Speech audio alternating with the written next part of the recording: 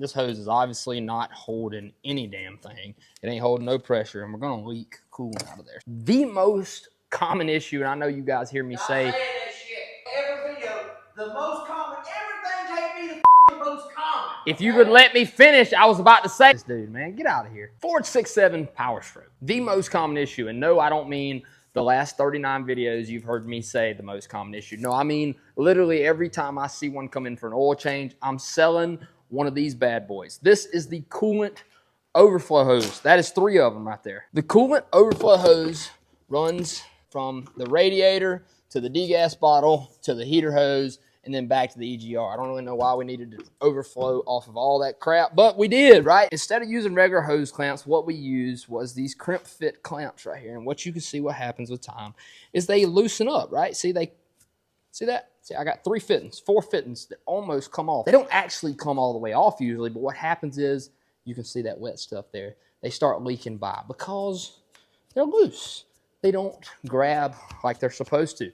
Only from 2017 up that I'm seeing this issue. The bad news is this is a $200 hose. So you don't want to pay $200. And not to mention that, you don't want to pay $200 for a hose that's going to do the exact same thing that your previous one did. So let me show you how we fix this, how we permanently keep this from happening ever again. All you're going to need to repair this hose is a box full of Ching Chong clamps we bought straight out of China, and I promise you they're going to work. The only thing after that we're going to need is a new set of crimpers. Now, granted, I already expect you to have a set of dikes. Before we cut them off, you pay close attention to the marks that are already made. Right? You see these blue marks? See that blue mark? That's not there just for the hell of it. That is there so that you can line up the position. If this hose is sitting here and you twist it 180 degrees over here, now it's not going to be routed correct. If we can't see those marks, they've been wore off because you like to ride in the damn dirt too much. We're just going to make a real quick mark on that.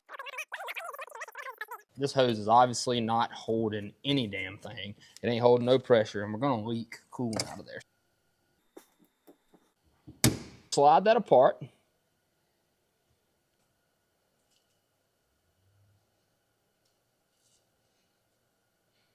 Slide that back together.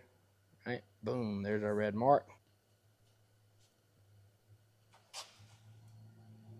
Boom. Now show them, Jake. Show them just how secure that new clamp is compared to the old one. All right, show them the old one again. Yeah, see?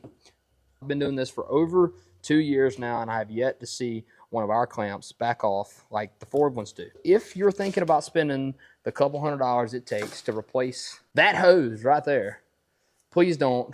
Buy you some Ching Chong clips. They'll be linked up in my bio along with everything you need to do this. You can do this at home in about 45 minutes. 6.7 PowerStroke, most common coolant leak.